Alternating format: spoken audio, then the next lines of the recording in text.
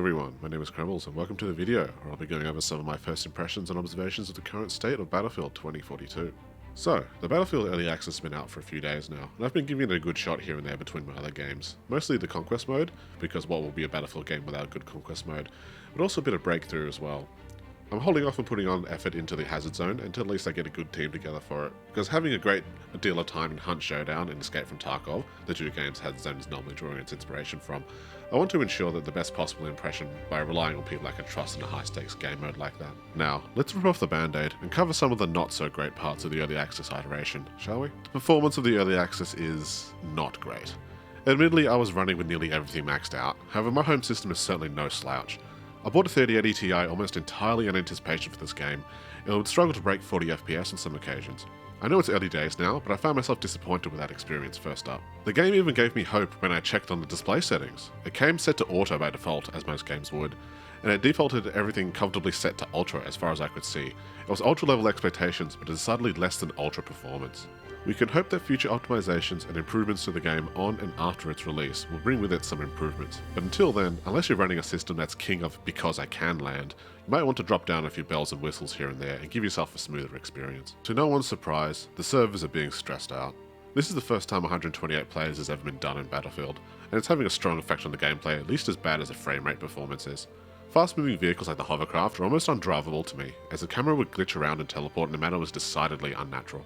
EA is aware of the issue and is looking into it, but I found myself intentionally avoiding certain vehicles because of this issue. Slower moving ones like tanks and such were fine, and it only happens occasionally as an infantryman. Overall though, the issue was only so detrimental due to its consistent frequency in some areas of the game, but is entirely absent in others. Bugs and crashes. Yeah, they exist. I didn't run into as many as I expected though. With the very first game I attempted to start, the very first one, I was met with a connection error and kicked back to the main menu. Not a great start for sure. Sadly, this happened again on the next attempt before finally getting in on the third try. It's a rare thing, and I'm not sure what causes this particular issue, but it's not a good look for such a big tentpole gaming franchise like Battlefield. Other issues included the occasional graphical and ragdoll glitch, and sometimes enemy and friendly players would lack their IFF indicators. On a few occasions, this caused me to waste bullets on someone that was on my side, thankfully no friendly fire that I could see, or walk past a soldier or vehicle that proceeded to blow me away without mercy. The enemy could be explained by me just not spotting them, but I know for certain they would have murdered a friend on at least a couple occasions. Players have also been reporting the inability to revive people that are otherwise indicated as valid revive targets, and dead players standing up in combat poses that make it look like they're still in the fight. Alright, enough with the bad for now. I'm sure there'll be a litany of issues people are going to come up with and identify in the lead up to proper release. So let's go over some of the good points. Visuals. They're great, honestly, they are. The interiors of the building seemed a bit sparse, and it was sometimes hard to appreciate that with the low frames, but I can tell a lot of wonderful effort was put into the environments of this game, and it shows in the result. I'm sure we'll look forward to further graphical improvements and optimizations in the coming months. Variety and flexibility of loadouts. This took me a bit to realise its potential, but the combination of T-menu for attachments, that is, being able to switch your scopes and other weapon accessories on the fly, as well as pick and choose your gadgets and your secondary and primary weapons, is a godsend for combat flexibility. As someone that loves to play in squads and go for objectives, I had the most fun being a medic character that could revive my teammates, heal people from a distance, and carry around a recoilless rocket to put the hurt on vehicles when necessary. Coupled with the usual automatic assault rifle means I was still effective in close quarters infantry combat too. Not needing to shy away from a battle as long as I had available ammo did wonders for my aggression and willingness to push. Not that I wouldn't have anyway, but there is a clear difference between pushing just to sacrifice yourself for a bit of damage and pushing because you can actually make a difference in most situations. It's not going to save you one-on-one with a tank or helicopter though, so don't get overconfident. Specialists versus classes. Many have called for a return of classes and disliked the specialists' inclusion in the game, but I honestly don't think they made the amount of impact people thought they would.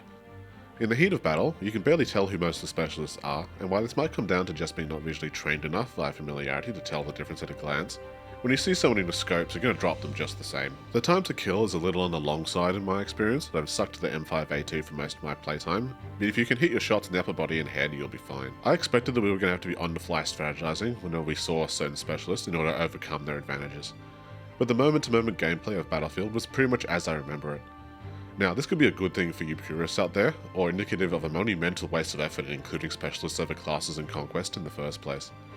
But I can safely say that they are not the game warping issue people, myself included, assume they would be from the preview trailers. Time will only tell on if this comment is on the money or if I'm going to be proven hilariously wrong, of course. With that, that concludes my thoughts on Battlefield 2042, first impressions anyway. What are your thoughts of the game so far? Are you in the early access phase or are you waiting out for the full release on the 19th of November?